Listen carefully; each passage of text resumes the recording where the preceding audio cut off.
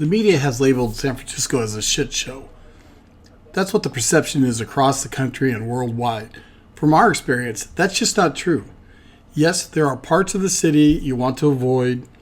We are here to tell you that you can come and visit this beautiful city and really enjoy yourself and take in the culture. But it's often asked, well, where can we stay? And be safe and feel comfortable about our surroundings. Today in this video, we're going to tell you just the place to stay, as well as what areas to avoid.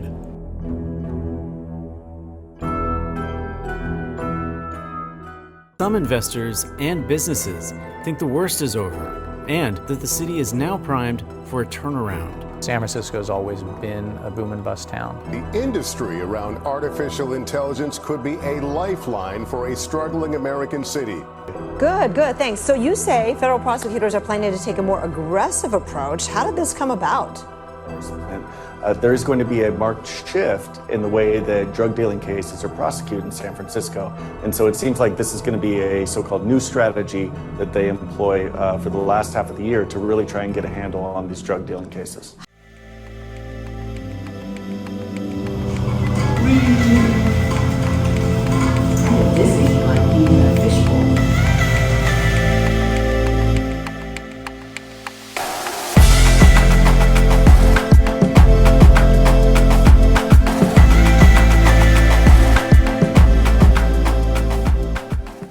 And I have to say, we got a smoking hot deal on the hotel room. I think the hotel messed up, but I'll explain later in the video what we paid. Hey, welcome to SippyCupAdventures of Northern California. I'm Darren and Patty's behind the camera. We're a travel channel about travel in Northern California. So if you live in Northern California or you're looking to visit Northern California, we hope our channel can help you. And this week is our anniversary weekend in early October. And we spent it in San Francisco, and we're at the Hyatt Regency Embarcadero. What a fabulous stay it's been. Okay, so typically we don't get a hotel in the Embarcadero. We've got all these videos on hotel stays in San Francisco. We're here mainly for a music event that we attended, and it happens to be our anniversary weekend. On a personal note, when in San Francisco, I love it how we could dress however we want. We could look as funky or whatever. You can't see here, but my shirt's got cats and lasers and spaceships and Millennial Falcons. It's for our rave that we went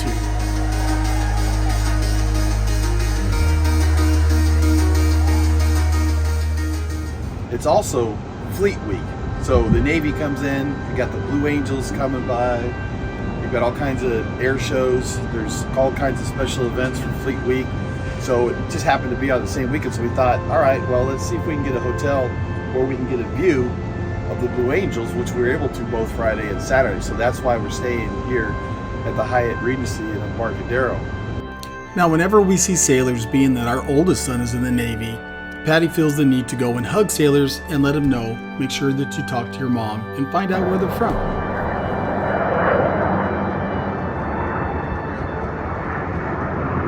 One thing I noticed about the Embarcadero here is that there's so many restaurants within Embarcadero Center, and the few that we visited. So you don't have to walk very far to get a good bite to eat. And there's not a lot of homeless in the area. You may be visiting San Francisco for the first time and are planning your trip, and you're just not comfortable about venturing out too far from your hotel. We were the same way back in 2020 when we started visiting San Francisco for our music events. Now, San Francisco County was open for music events with the obvious restrictions. It had to be outdoors, limited ticket sales, and you had to be masked up, and you had to sit in groups, which at a rave was just not going to happen. We wanted to dance. But beyond these events, where we would just go from the hotel to the event, back to the hotel, we were so intimidated to leave the hotel. Now we're not afraid to go out and check out what the city has to offer. Now, we won't stay at Fisherman's Wharf area. Yes, it's touristy, and there are a number of car break-ins because thieves are looking for suitcases and electronics that people tend to leave in their car. But we don't stay at Fisherman's Wharf because it's a long ways away from our music venues that we frequent, and the rideshare fees are more expensive. So if that's the case, that you're a little intimidated, you're coming to San Francisco for the first time, and that's why we suggest staying at the Hyatt Regency Embarcadero, because everything is right here within walking distance. Now the lobby, or the atrium, is quite impressive. The Hyatt Regency Embarcadero does provide the most dynamic lobby that we've ever experienced in all of our stays in San Francisco. The Eclipse Kitchen and Bar does have a breakfast buffet Monday through Friday, 6:30 to 11, and on the weekends from 7 a.m. to noon. Then it's closed until it reopens at 5, from 5 to midnight, serving food until 10:30 p.m., which is a bonus because most restaurants in the area close at 9. There's also the market, a grab and go for the busy traveler. They serve hot and cold meals in convenient packaging that you can take to go, and if you have a sweet tooth, they have decadent chocolate confections and all kinds of sweets. Now, according to the Hyatt Regency website, there has been a multi-million-dollar makeover of these rooms. So if you've stayed at the Hyatt Regency Embarcadero in the past and weren't impressed, I would assume you'd be impressed now. Didn't get a lot of video of the rooms. You can look on that on their website, but they were spacious, the bed was comfortable, it was airy, it was really a nice stay. How to open the door? Well, pull the right way.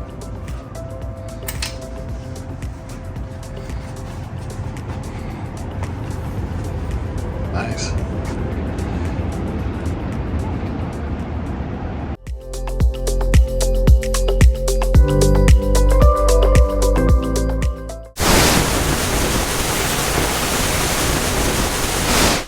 Now the cable car is right there, just right out the entrance of the hotel. Now you got to walk up about a half block on Market Street to get to there, and there's this, whatever this is, but it is an iconic piece of art in San Francisco. And you're right across the street from the Ferry Building. Getting renovated right now, but it's convenient. And so here's the Hyatt Regency Embarcadero, and right across the street is the Ferry Building. There's plenty of restaurants, shops to explore. A lot of fun.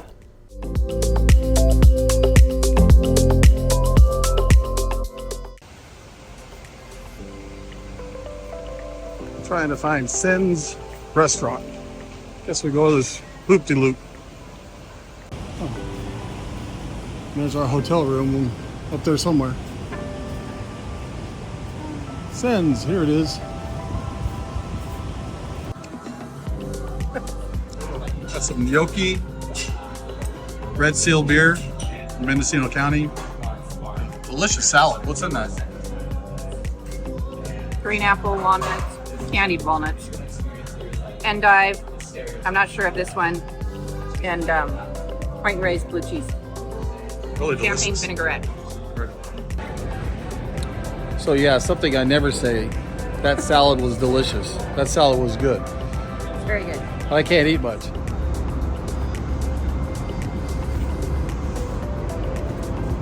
So yeah, Center Restaurant. Walked out here and here we go.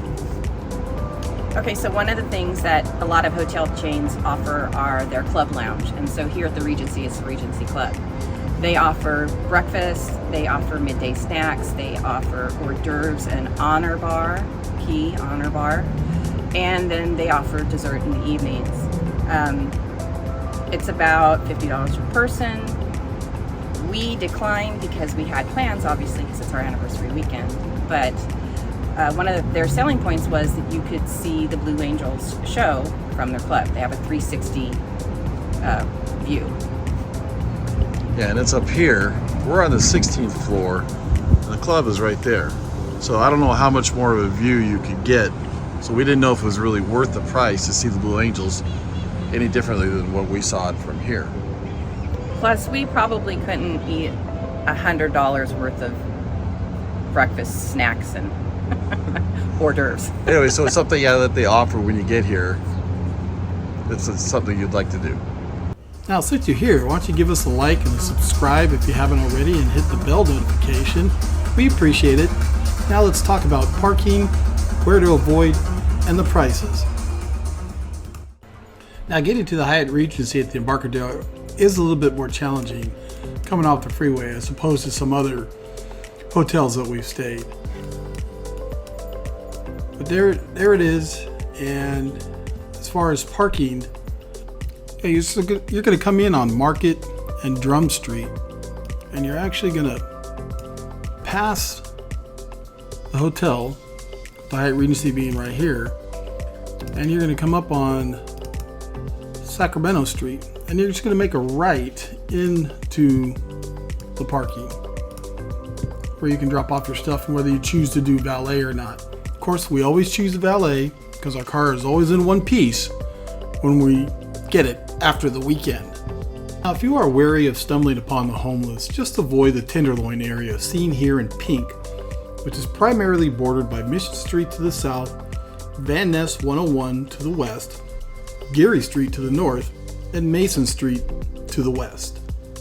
So what is in the Tenderloin district that we would be visiting? Well, we stayed at the Hilton Union Square and the Park 55 hotels before, which is right on the border of the Tenderloin. We have stayed at the Line Hotel before, which we won't likely stay there again, and it wasn't because of the homeless population. If you're interested, you can see why here with this video. There's also the Civic Center Plaza, which may be holding a special event that you want to go to, as well as City Hall. Now, we paid $324 per night, and that was with the $80 valet included. That is a steal. It's called the Park and Play package, where valet is included. That's what we got. Now, there's also a destination fee of $35 per night, as accustomed to most hotels in the city. So I had to look on their website, and this price of $324 seems to be the going rate, depending on what room you want, of course. The prices are actually very reasonable compared to some of the stays that we've been to before. Also, it was Fleet Week, and it looks as though there wasn't a spike in the price because of it. Let's acknowledge the fact that yes, San Francisco is expensive. But there's this. Being that San Francisco has not fully come out of its COVID hibernation, prices are less expensive at hotels. If this city was fully functional with high business traffic and visitors from all over the world like the pre-pandemic days, things would be even more expensive. So let's take some solace in that. Thanks for watching Sippy Cup Adventures. We appreciate you being here.